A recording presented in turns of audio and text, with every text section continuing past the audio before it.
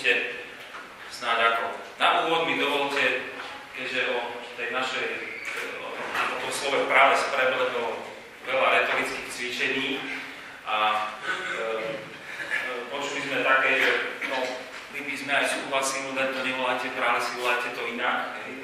Takže mali sme tak ako problém, čo s tým pojmom a keď sme to tak pri ohníkoch riešili, že ako by to malo možno byť, to len na také zamyslenie ako prvý môj slajd som si neodpustil, že dobre, teda práve sa nám nepáči, lebo to už patrí desi tam do praveku, pračloveku a praturu a neviem k čomu.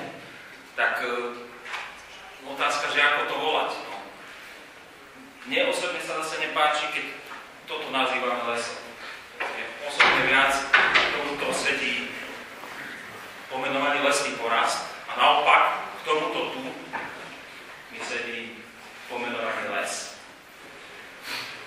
Samozrejme, prales preto to je zaužívaný a takisto pojem les preto to je zaužívaný. Takže ak si odpustíme retorické cvičenie, ako čo nazvať, tak volajme toto naďalej pralesom a toto naďalej volajme lesom.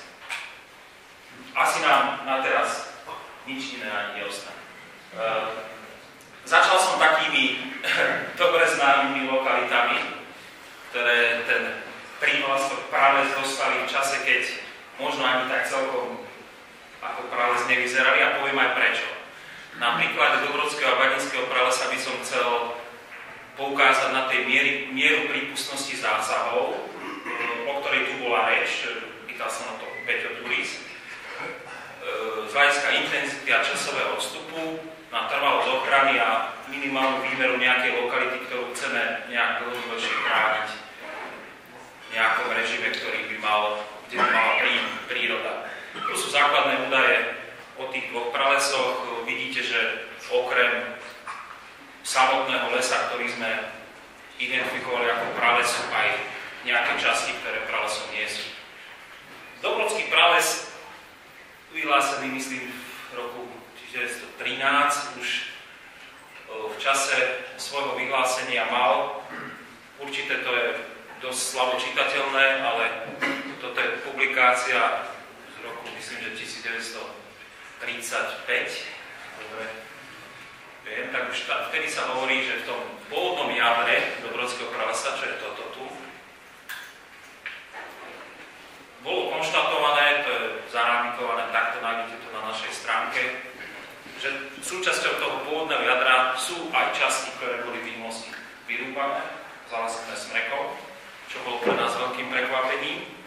A samozrejme sú tam opísané v ďalšej časti miestne časti podľa tých hospodárskych kopcov, ktoré boli ovplyvnené spracovaním jednotlivých vývratov. To bolo pred vyhlásením rezervácie a stalo sa tak aj po vyhlásení rezervácie.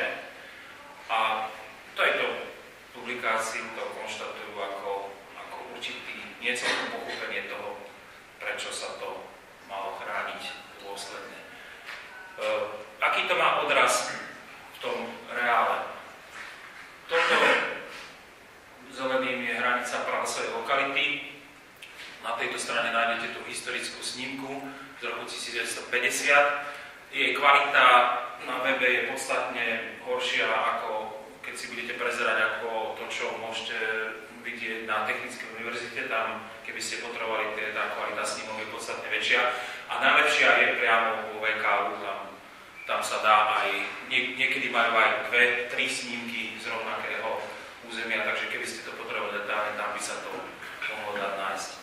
V každom prípade my na základe tej predchádzajúcej mapky, kde sú tie nejaké zásahy zaznačené treba tu alebo v tejto časti, tak sme sa snažili identifikovať, či to, čo je v tej literatúre zachytené historicky, že či vidno aj v teréne. A naozaj sa nám podarilo na základe toho nejakého stotožnenia tých bodov nejakých orientačných nájsť časti, ktoré chodili sme potom do Brodskom pralese a videli sme, že tam viac smreka, čo sa nedalo nejak ako vysvetliť a teraz to bolo jasné. To sú tie sú buď vyhodené úplne, kde ten smrek dominoval, to je táto časť, alebo potom sú to plochy, kde smrek v priebehu rokov povypadával, pardon, toto je iná, to je táto časť a táto časť, toto tu, kde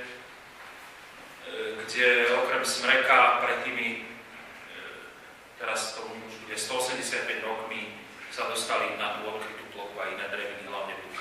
Tieto časti sú ovplyvnené tým jednotlivým výberom minulosti.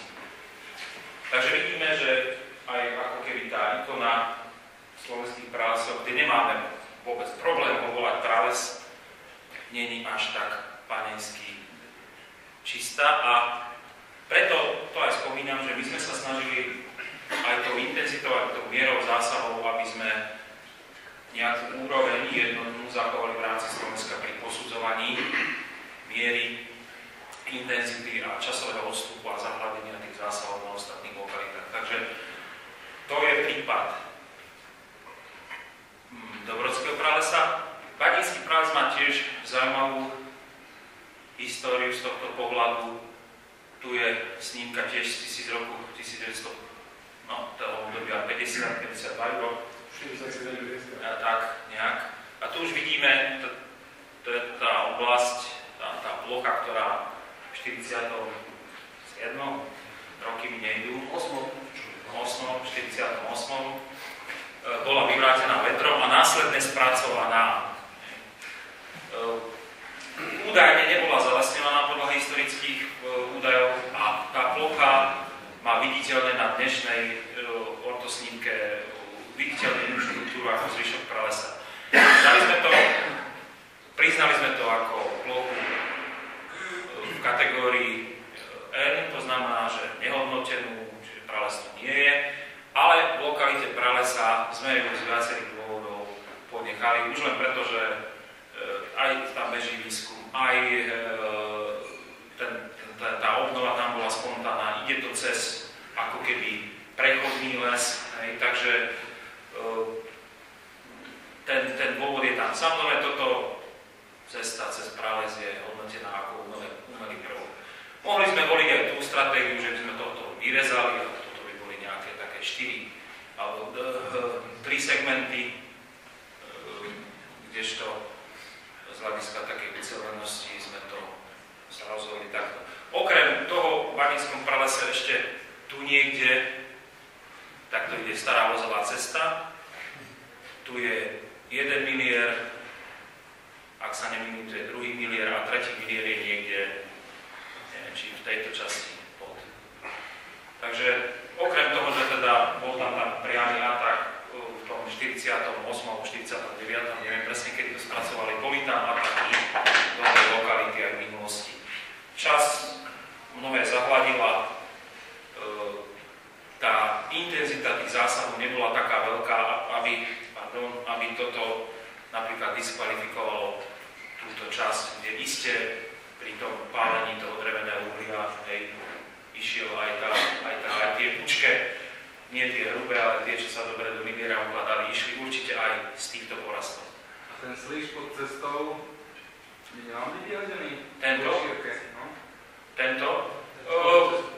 Ten slíž pod cestou nevykazuje kvalitatívne iné znaky ako samotný ten horný les. Kde tam nie sú, je tam dostatok odmoretometrového štruktúru. Áno, také je predelený cestou, že vlastne nesplňa potom tých 400-200 metrov šírku. No, tých 200 metrov šírku, to sa hodnotí ako lokalita. V rámci, no tak, ten umelý prvok je cesta. To je nie, že novodobý tvar, ten je tam dlhodobo, ale tak rozhodneme sa takto riešiť tú situáciu, keby sme to riešili inak. Mohlo by byť prípustné, ale čo by to na tom zmenilo, že toto vyhodíme. Takže tým ďalším takým problémom by som chcel poukázať alebo pre vašu pozornosť na taký ten statický pohľad na hodnotenie určitého súčasného stavu, aj záľudnosť tej nejakej typizácie a kategorizácie, a to na príklade Polany. Polana patrí k tým väčším pralesom zachovaným, výmera sa blíži tak okolo 450 hektárov. Samozrejme, tá polana bola dosť výrazne atakovaná aj v minulosti, a to hlavne pastou, ale čo by som chcel z tých typov biotopov vypichnúť, sú tieto dva typy, a to sú tie prirodzené smrečiny. A síce dnes tam vidíme niečo, čo je fenomén smrekového vegetačného stupňa na viacerých lokalitách, treba takmer súvislo v tej južnej časti, južných svahoch nízkych Tatier, ale aj inde. A síce, že pokiaľ na severných a severozápadne orientovaných svahoch nám tá obnova ide opäť ako keby do smrečiny, ten buk sa tam neuplatňuje. Na tých južných svahoch, južne orientovaných svahoch, ten buk sa v tej obnove aj v tých pôvodne vymapovaných smrečinách sa uplatňuje výraznejšie. Otázka je, či to je dôsledok narušenia minulosti, alebo je to dôsledok nejakej cyklickej zmeny, kde tie smrečiny na tom spodnom okraji svojho prirodzeného rozšírenia iste sa museli v priebehu tých stáročí pohybovať hore, lebo to nebolo statické, tá hranica. Dnes je, dajme tomu 1300 metrov, ale pred 400 rokmi mohla byť kľudne tá hranica úplne inde, buď hore alebo dole. Čiže preto na ten problém sa nedívame, alebo sme sa snažili pozrieť tak trošku aj v priebehu plynútia času. Prečítali sme si aj publikáciu o smrečinách, čo publikoval Peter Kučera, kde dosť ako dal na frak tým smrečinám prirodzeným na Slovensku a z okolností aj tejto, že teda považoval za nepôvodné. My sa na to trošku dívame inak. Dokladňujem to aj na inom príklade ešte, a to je z práca na Poľane, a síce to je niekde v tej oblasti nad Lúkou, pomôžte mi Poláci, Záhorská, dobre poviem, no, kde je taká chata pekná, no, tak to je ono. To je túto Klicov les asi na výmere takých na 3 plochách, hektár a pol, 2 hektáre, a pôvodne to bola veľmi pekná jednodučina, aj so všetkým existujú odtiaľ aj zápisy. A teraz po tej disturbácii pri pôsobení len prírodných činiteľov sa to premenilo na niečo, kde dominuje jasaj, javor, mliečný javor, horský brest. Prirodzene. Je tam atak zverí, samozrejme to sú dreviny, ktoré zver vyhľadáva, ale napriek tomu to bude mať tento vývoj. Aj takto ten les dospeje. Teraz čo? Je to prirodzené? Neprirodzené? Predtým tam bola jednodučina, teraz je tam niečo iné. Ako to hodnotiť? Preto na tie veci niektoré sme sa dívali tak trošku inou optikou ako predtým, a preto je veľmi dobré, že ostanú územia, ktoré sa vyvíjajú sami, pretože budeme vedieť čítať tie lesy podstatne lepšie, ako sme to podľa mňa vedeli doteraz. Bude zaujímať sledovať ten vývoj toho buka. Je tam veľmi málo tej jedle, ešte menej. Samozrejme ten vplyv zvery, hlavne jelenia, je v niektorých prípadoch momentálne zo súčasného pohľadu taký dramatický. Napríklad v Obrovskom pralese nenájdete jednu, ktorá by mala 2 metra. Nájdete zmladenie, ktoré dokáže prežiť pod snehom, ale potom už dosť. Otázka je to prirodzené, neprirodzené, má to tak byť, nemá to tak byť. Na tieto otázky celkom odpovedať neviem. Ak by som sa vrátil ešte, tu som mal počiarov, tak nejak odveci napísaný lokalitu Veľký Sokol, to je v závere doliny Veľký Sokol, kde prebieha niečo podobné ako na tej Polane, kde sa porasty s domináciou jedle a smreka, evidentne pôvodné na tým posledným vodopádom veľkým, ktorý nikdy neodstreľujú a odkiaľ drevo nikdy nebrali, kde sa postupne menia na bučiny s jedlou. A je zaujímavé sledovať, ako sa v súvislosti s tým mení aj podrast tých drevín.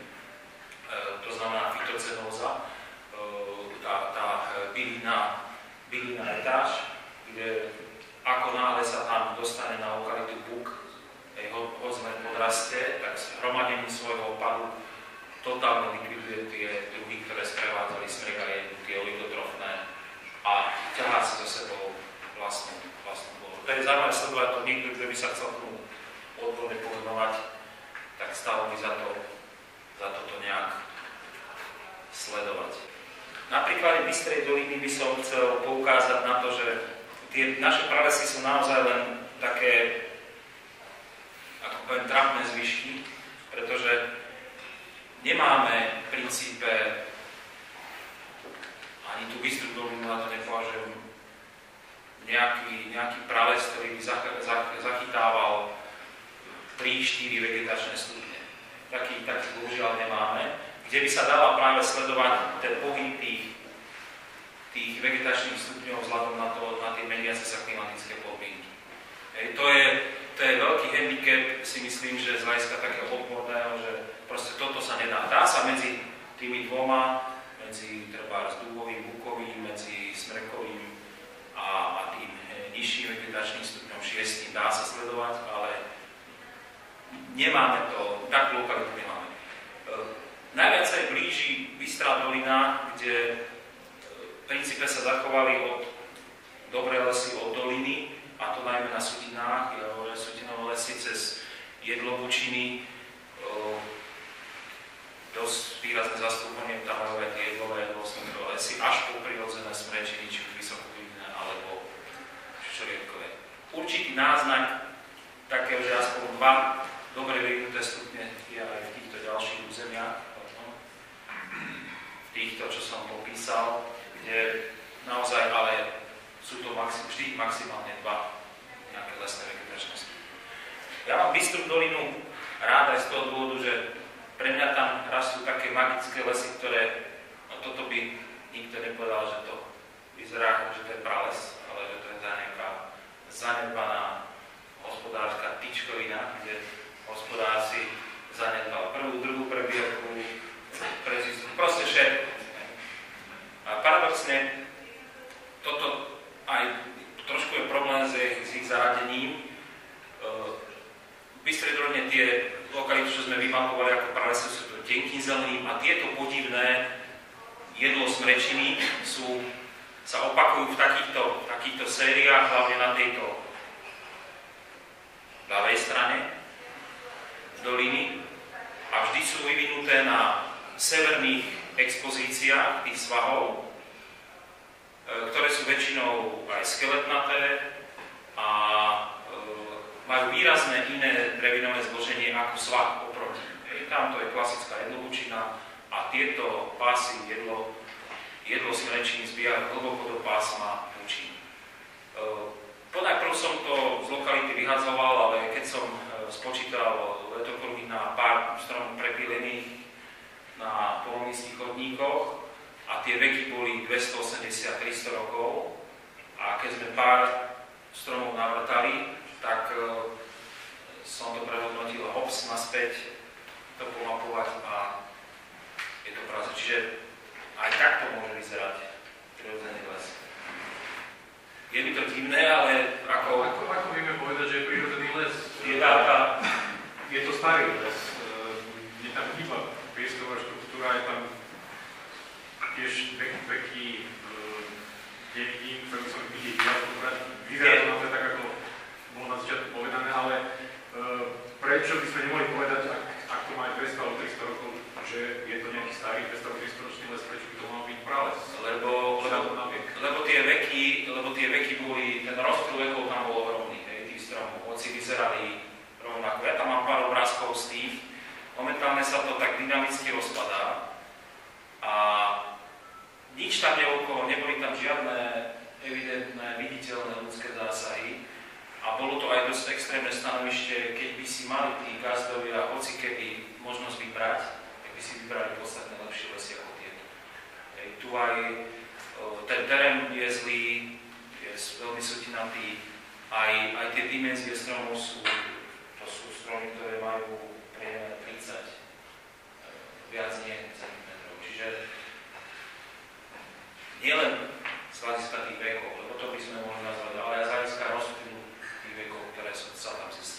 Nie je tam založené na škodu veci, nie je tam založená žiadna plocha, lebo na tento typ lesov nebol zameraný ten výskumný projekt Martinov.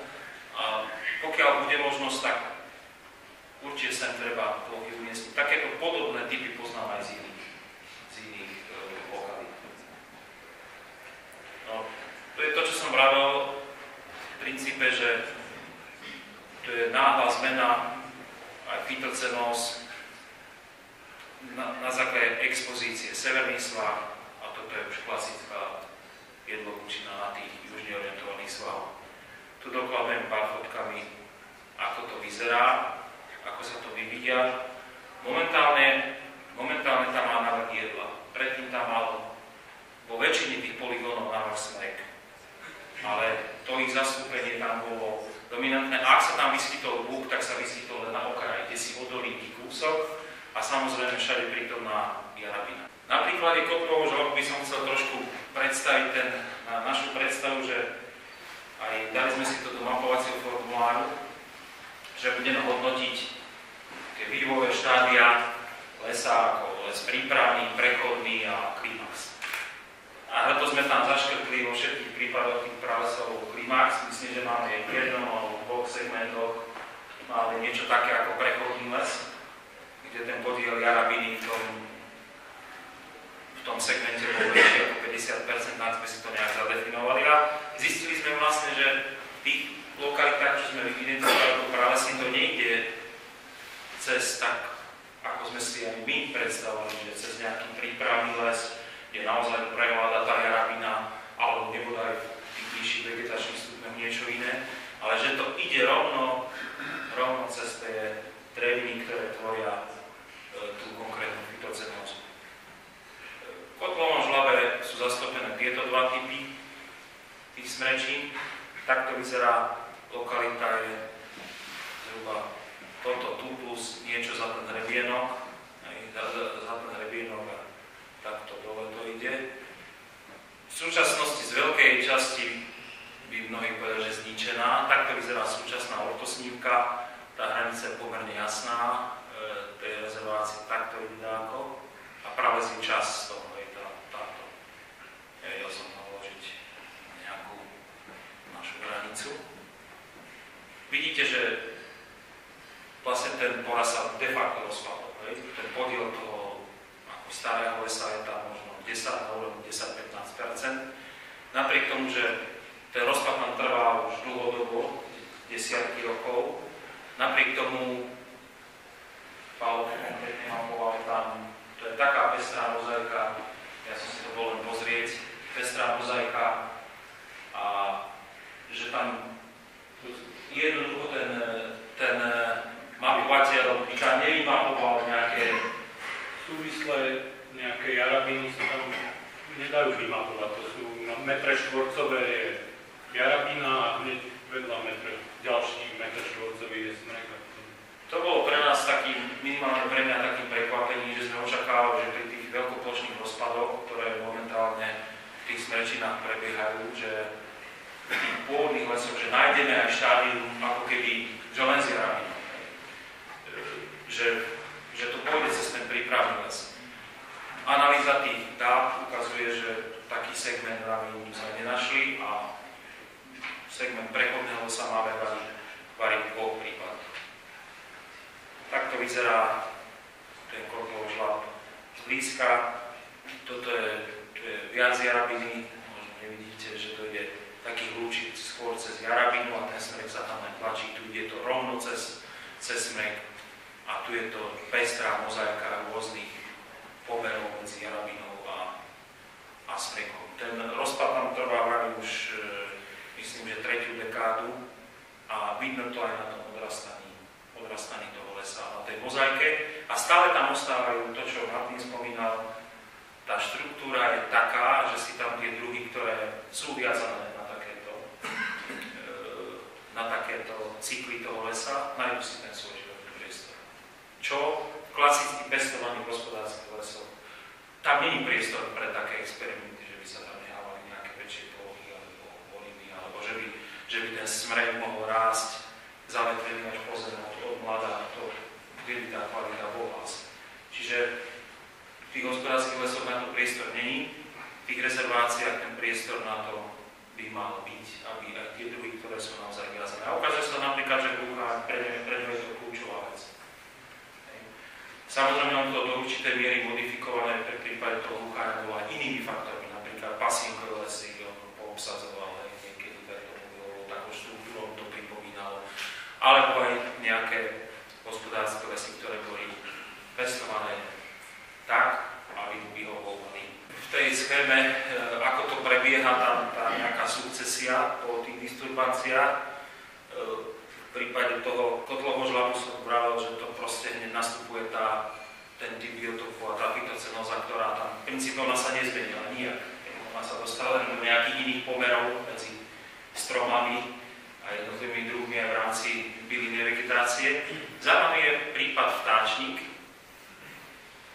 Tu sú vymenované tie biotopy, nejaká výmera, kde ešte rovnaký alebo podobný aj výhorlat, kde toto je historická snímka z toho obdobia, ktoré tu už bolo spomínané. A okrem takej malej plochy, toto až tak dobre nevidno, na samotnom vrchole vtáčnika, kúsok bezlesej plochy tam bolo aj na tej starej snímke. Dnes vidíme, že to je aktuálna snímka, že tých nelesných biotopov je tam nepomerne viacej. Je to zaujímavé. Zaujímavé je to z toho pohľadu, že sú to normálne popísateľné nelesné biotopy. Zaujímavé to tým, že však toto je tá pásnutá, ako keby vrcholová smrečina, ktorá vplyvom emisí sa v literatúre uvádza, že vplyvom emisí sa rozpadla, alebo ani nie smrečina, skôr oblasť výskytu smreka, smrečinu by som to nenazval asi, tak sa rozpadla a nedošlo tam k obnove. Ale čo je ešte zaujímavejšie, je táto časť, to je oblasť, kde rástli buky aj v minulosti, to je bučina. A správa sa to veľmi podobne. A to je otázka, že prečo tá sukcesia tam nesmeruje k lesu. Ale prečo na týchto plochách smeruje asi dočasne k nejakým nelesným typom. Je to možno z dôvodu tých extrémnych klimatických podmienok na veterná. Podobný prípad je aj výhorlat, kde ani neexistuje uspokojivé vysvetlenie na to, prečo to poznáte výhorlat. Existuje tam pod vrcholom taká bezlesá enkláva. Sú na to rôzne teórie, odvodené aj z názvu toho vrchu, že to vyhorelo, preto je to výhorlat, alebo že tam je ľadový výchor, že je výgor a ľad. Čiže existuje aj v ľudovej tvorivosti kadejaké vysvetlenia, ale zodpovedné vysvetlenie tohto fenoménu sa nám nepodarilo nájsť, aspoň zatiaľ nie, takže tiež taký námet pre vedu, aby sa tomu povenovala. Ja som mal ešte nejaké vymenované lokality, kde sa dá dnes dobre sledovať ten priebeh toho rozpadu tých hlavne smrečín. Nikoho to isto neteší, ale je to fakt, že toto nastáva. Trošku iný prípad je Šutovská dolina, kde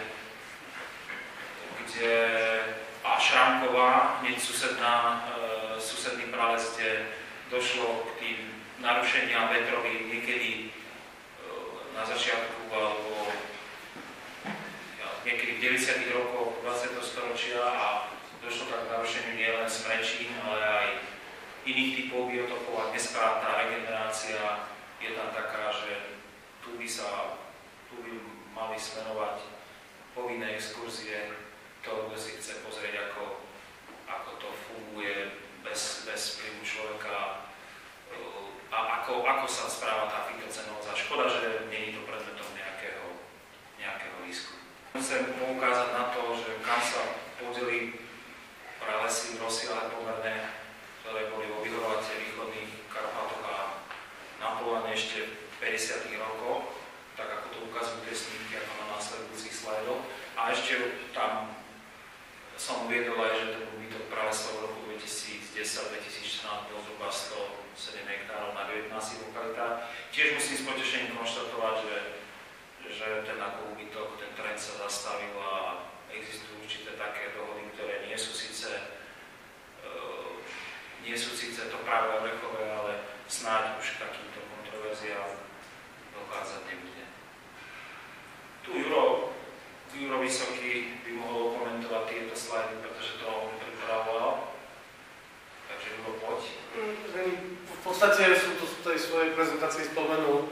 Tu len poviem, toto je tá lokalita Morského oka. Červená čiara, to je vyťukané na tej snímke z roku 1950, tak keď tá štruktúra bola taká rovnaká, ako je tam v tom jadre.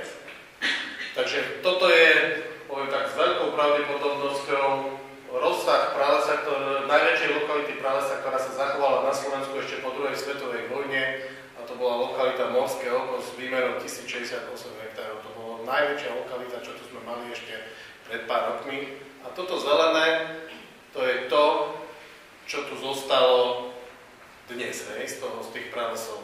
Ešte sú tam nejaké zvyšky, ako k tomu pribudli, ale to sú len dva také malé zvyšky v rámci tohoto.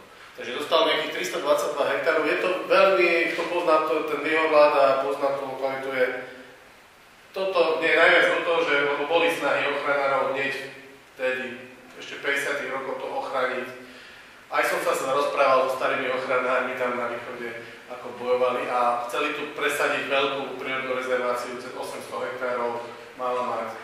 Bohužiaľ nepodarilo sa to. Skončilo to nakoniec síce vyhláseným KKO výhľad, ale to v podstate nič neriešilo, lebo proste postavila sa tam cesta, sa tam hospodárilo.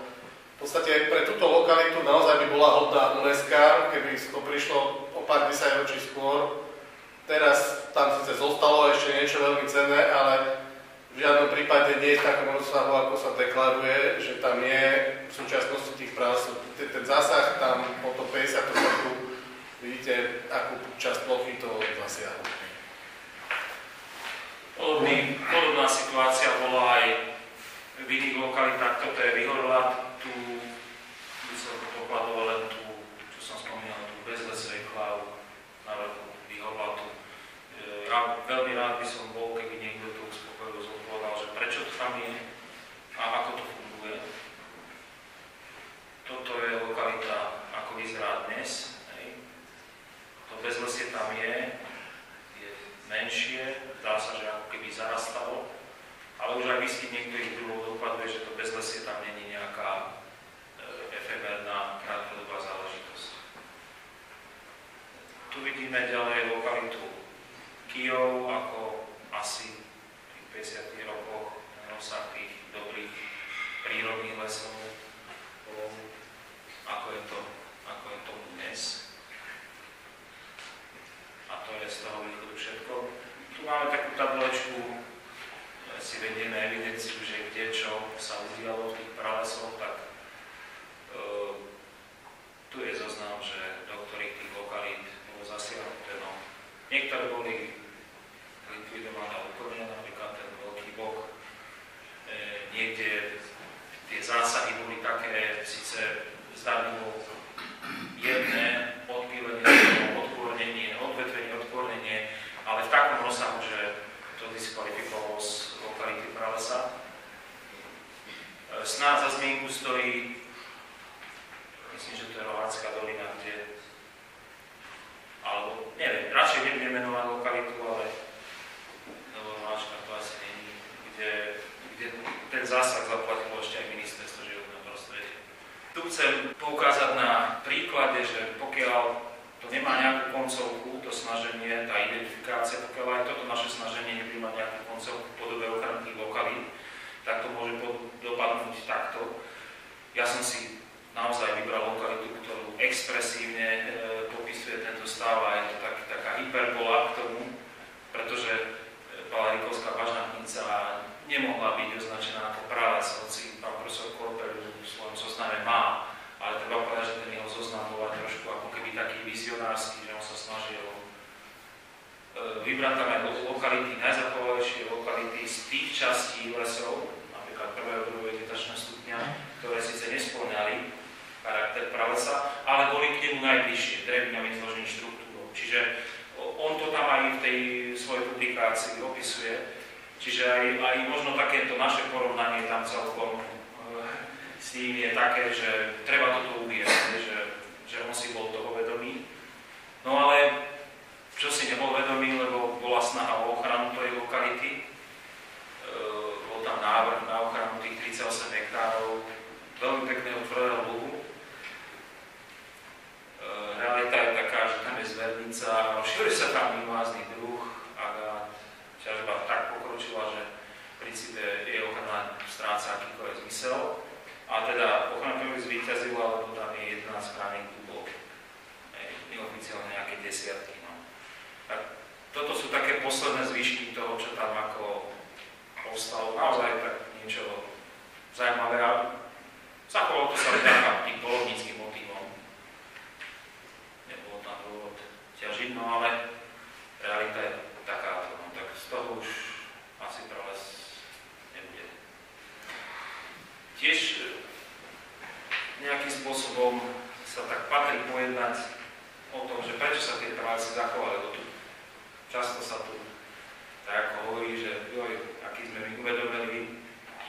A ja si osobne myslím, že to je len z časti pravda, keby sme tu mali takú zem, takú placku ako Dáni, tak tu nie je nič.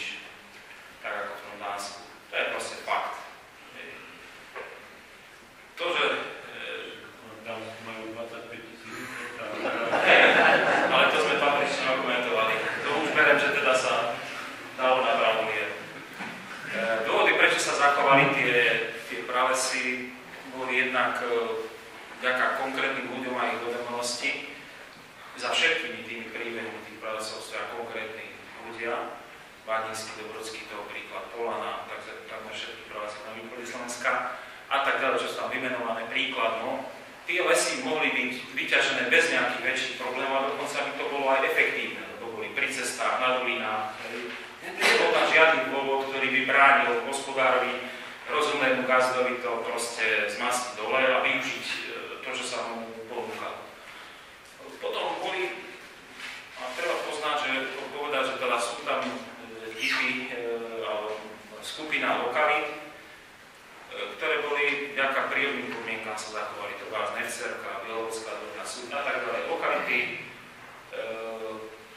ktoré boli v nejakých okrajových marginálnych podmienkách, napríklad ten bor na tom Rašenisku, tam také malé stromy, kto by potom ešte po takom bláte, kto by tam šiel.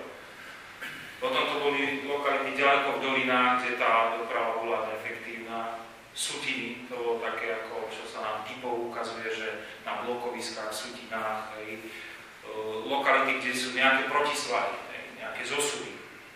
Taký príklad je Prepadlisko, toto Juro mapoval túto lokalitu v Slánskych vrchoch.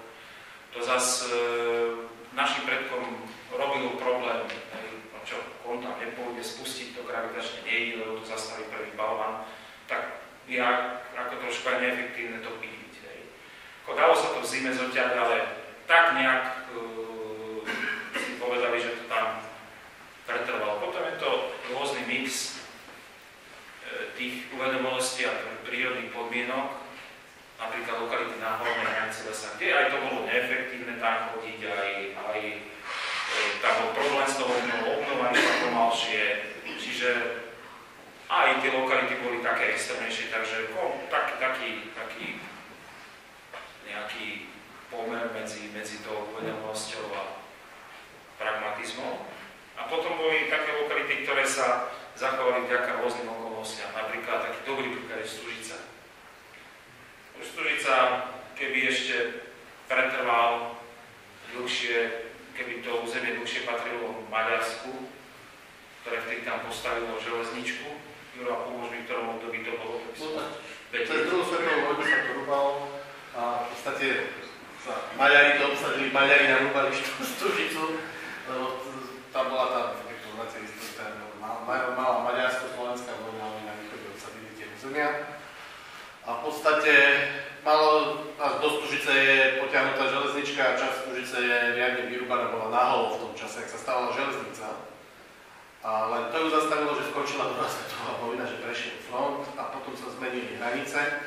A my sme stratili ako Československo, Zakarpatskú Ukrajinu a celé to územie na Zakarpatskú Ukrajinu.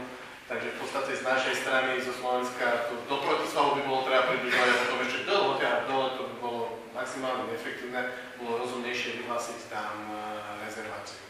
Ale celá tá Stužica má ešte takú peknú, keď už hovorím o nej, že treba povedať, že tá lokalita musela mať aj nejaké také svoje historické šťastie, aby sa nakoniec zachovala, že tých okolností, lebo v podstate tiež je nelogické, aby patrilo do katastra na Slovensku, do katastra tejto župy, v tej župy, lokalita, čo gravitovala niekde inde. Väčšinou išli tie hranice po nejakých hrebeňoch. A tam bol ešte v 19. storočí veľký spor medzi župami, lebo lúky hore na Stužici zase boli lepšie prístupné z slovenskej strany, teda nie na Stužici tie poloniny a kosili ich z Novej Sedlice Gazdovia. No ale v podstate to kosili v katastri, ktorý patril do Stužice ukrajinskej a nastal jeden spor a tie spory sa riešili, teda história je taká, že prišiel župný sudca, že prišiel na miesto činu a mal rozsúdiť, že komu to vlastne patrí a vtedy sa prisahalo na Bibliu a takáto prúpovitka sa s týmto spája, že aby tí gazdovia nemuseli klamať pred Pánom Bohom, aby sa dostali aj do toho neba nakoniec, tak si do čižiev nasypali ešte v dedine, alebo neviem čo, nosili zem Stužickú a keď sa ich ten sudca na mieste činu pýtal, že ja súdil, že komu to patrí, či stoja na vlastnej zemi, preto hlásili, že stoja na vlastnej zemi. Ja neviem, či to presne tak bolo, ale fakt je, že súd vyhrali Novosedličania a gazdovia prešívaní, a potom aj sa vytýčila nová hranica, a tak sa rozhodlo hranica župy.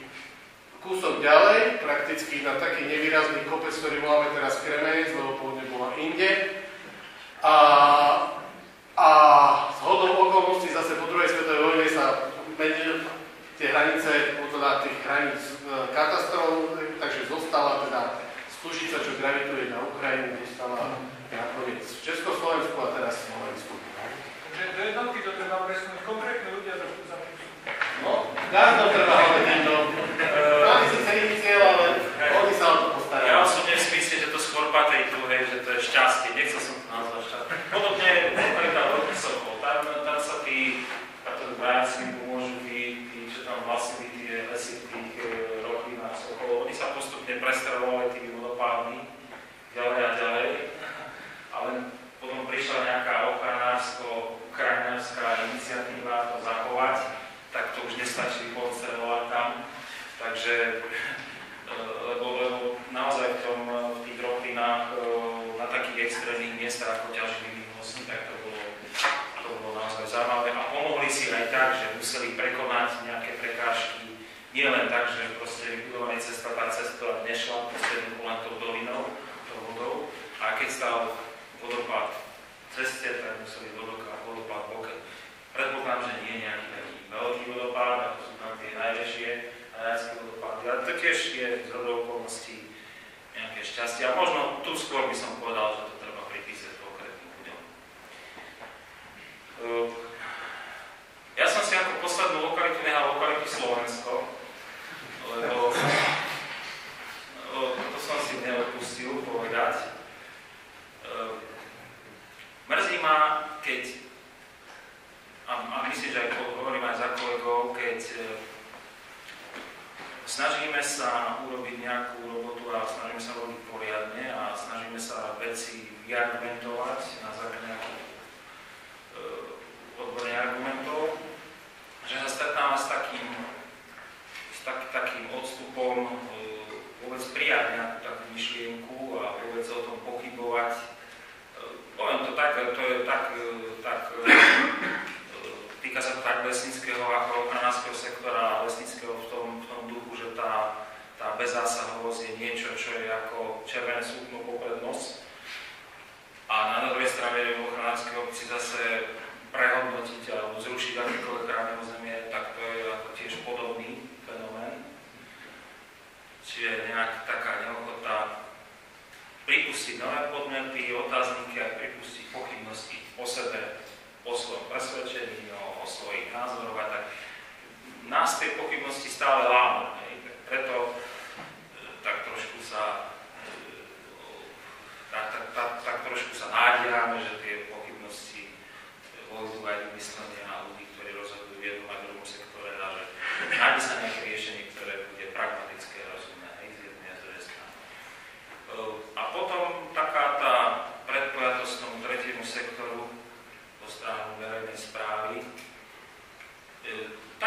pochopiteľná, ešte sme ako demokracia nedozreli a dozrievame pomalšie, ako by sme si tak poštrngavé asi prijali, ale to tiež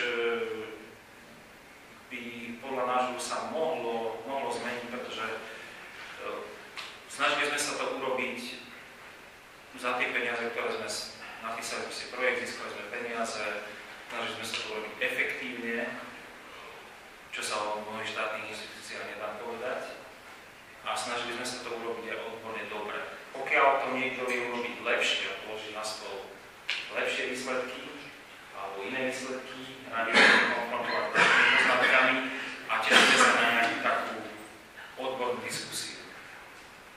Také odmietanie a priori tohto sa nám nezdá ako na mieste, aj vzhľadom na tú vynaloženú energiu, ktorá do toho bola vložená. Nie len z našej strany, ale zo strany všetkých, ktorí nám pomáhali. Tým im ďakujeme. A ja mám čo ešte? Ja toto rád používam. Ja sa ospravedlňujem túto Kysučanom, tam už určite opraxili opačne. Myslím, že to je Kysucké, však? Janči. Či Kysučania tu nie sú? A komu to patrí? Nevieš? No neviem, komu to patrí, či možno aj malé bratre. Tak potom sa nezhodnem. Týmto chcem dokladovať, a to tak trošku, ak teraz budem vrtať, popichnem, že tak, keď lesníci chcú, tak vedia byť citliví v tej prírode. Dá sa, hej. A zase keď ochráni chcú, tak ako vedia to tak ako riadne zakomplikovať tie veci a postaviť to na hlavu. Takže ja som si pichol, čakám, že teda nejaké cepy po chrbte mi prebehnú zaslúžené. Tu sa patrí poďakovať a Švajčiarom a Slovenskej republike úradu vlády, ktorý nám na to dala.